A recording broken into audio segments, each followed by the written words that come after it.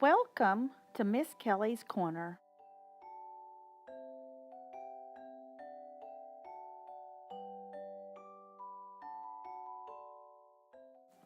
In this video, I am going to show you how I made this baby quilt. I am also going to show you photos of my first baby quilt that's like this. Please understand that I am not a professional seamstress, so just remember that when you watch this video. Thank you. I used my Cricut Cuttlebug to cut out my fabric squares and a fabric cutting die.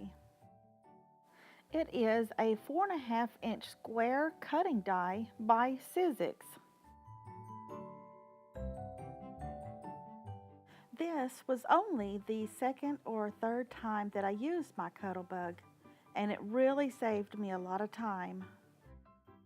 The next few photos will show the cutting process with my Cuttlebug. After folding the fabric the way I wanted it, I made a sandwich with the cutting plates. Then I put the sandwich through the Cuttlebug to cut the squares out. You can see in these next photos. Here are the squares that I'm taking apart after they were cut. 2 of the squares did not cut all the way around, but 10 squares did, so that's pretty good. Here's a photo showing all of them. Coming up is a video showing the actual cutting process. I'm going to speed up the video so it doesn't take too much time. Here I am putting the sandwich through the Cuttlebug, but I'm having a little bit of trouble, as you can see. I do have too many layers, I think, through this. It was 12 layers of fabric, so it would be better to cut back on the amount of layers. But it didn't do too bad, really. I've actually got a video on YouTube with this whole cutting process of these squares and using my Cuttlebug. I'll put a link in the description below. After I cut out all my squares with the Cuttlebug, I laid them out on the floor in the pattern that I wanted them to be sewn in. Now, I have a good tip for you. When you get your pieces cut out of the fabric, lay them on the floor in the pattern that you want, and then take a picture of it. That way you can refer back to the picture if you forget how you want your quilt to be. I cut out 99 squares with my Cuttlebug.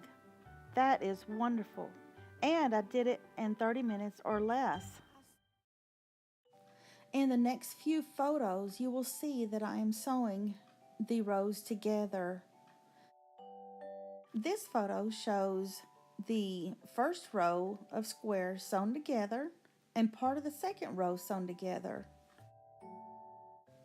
Here is an up-close photo showing what I've got completed so far.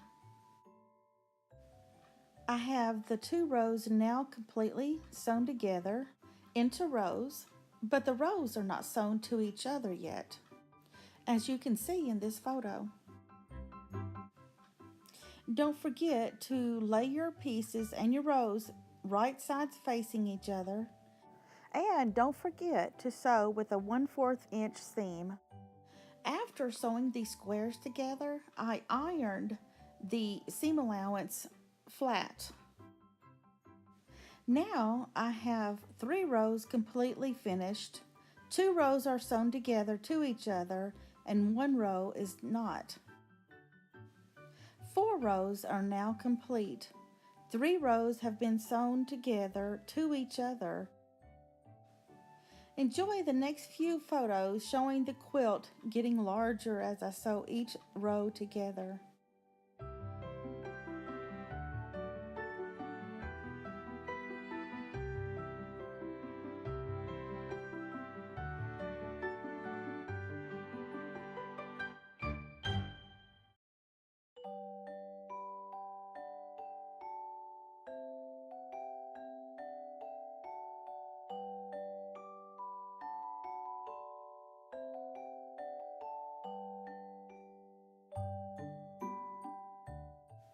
What I did was sew enough squares together to make a row. After the row was finished, I would sew it to the previous row using a 1/4 inch seam allowance. After all of the rows have been sewn together, it is now time to make sure all the seams are ironed down completely. I noticed as I was about to iron my seams down that one of the seams was folded over. So I just did the best that I could and just left it at that and went ahead and ironed down everything that I could. Really, if it's just a little spot like that that's folded over here and there, not the whole entire quilt, then it doesn't really make much of a difference. I didn't notice any difference. Next, I cut out the white strips of fabric for my first border. If I remember correctly, they were cut at about 2 inches wide, and then I sewed them onto the quilt with 1/4 inch seam. In this photo, you can see the stitching where I had sewn the white border on. I sewed the 2 short ends of the quilt border on first, and then I pressed the seam towards the blocks, not the border. This may not be the correct way to sew borders on, but it worked for me. Here are some up-close photos showing how I ironed the seam toward the blocks. I did it this way because the colors of the blocks would show through the white fabric, and I did not want that. Now it is time to cut the excess white fabric off of the border. It looks so much better now.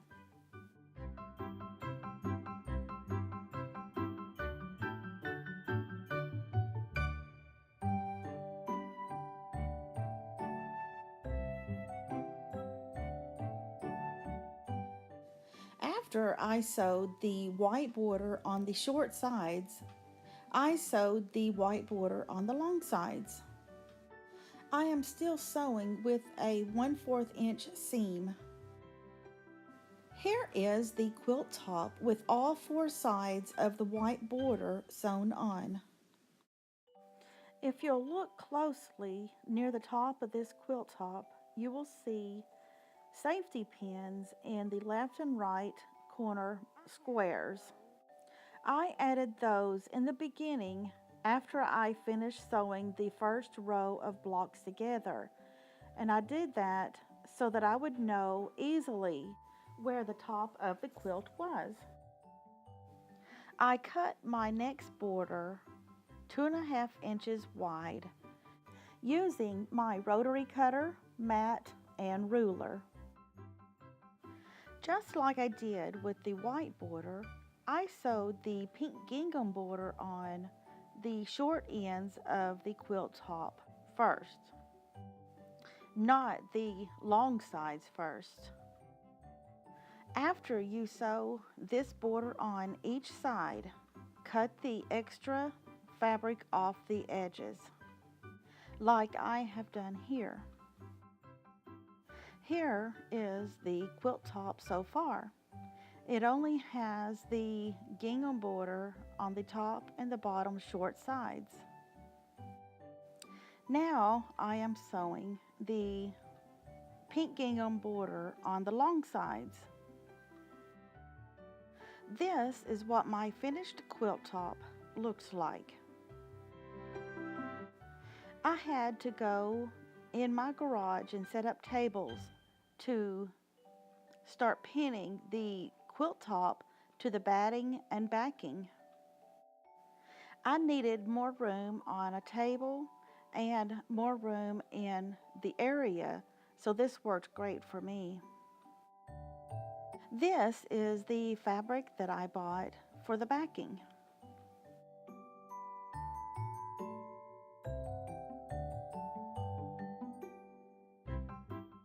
I laid it out on my tables, and then I started to put the batting on it, and then I laid the quilt top on it. After that, I started pinning, but it didn't work out. I soon realized that I needed to iron the backing and the quilt top to make it lay better for the pinning. And it did. It worked a lot better. So don't forget to iron your pieces, the top and the bottom, before you start pinning.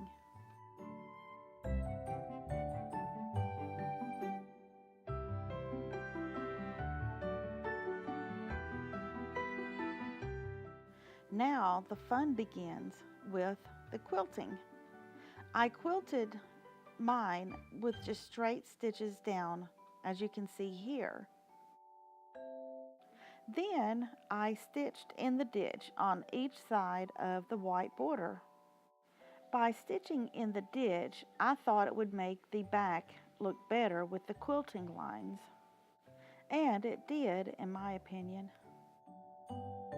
After all the quilting was complete, I cut these sides straight with my rotary cutter and my ruler.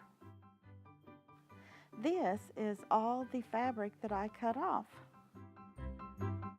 The next few photos show the nice, clean, straight edges.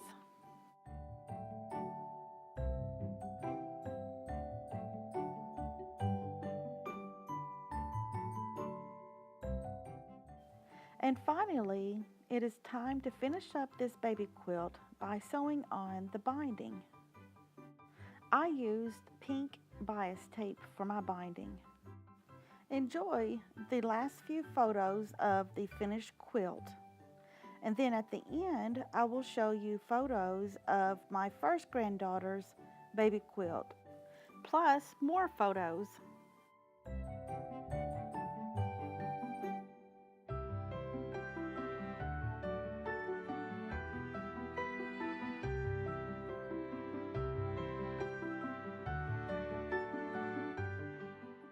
I even sewed a little tag on the quilt.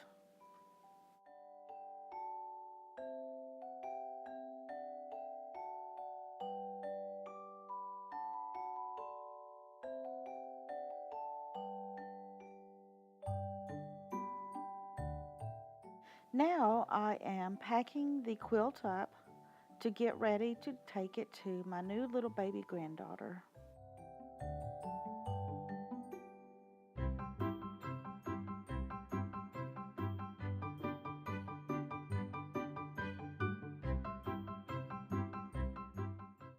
Here is my first granddaughter's baby quilt top before it was quilted. It is made like the other quilt, but with different fabric. And here are photos showing that I'm getting ready to pin this quilt top to the batting and the backing.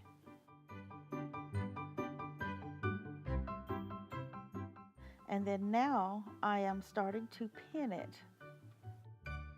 Here is that quilt after it was finished. It was actually made before the other quilt.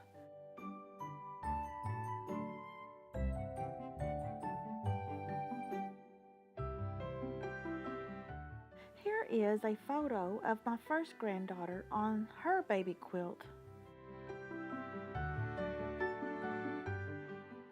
And here is my second granddaughter on the quilt that I made for her.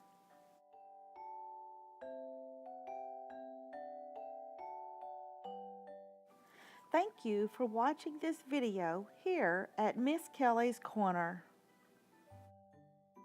Don't forget to subscribe to my channel. Thank you.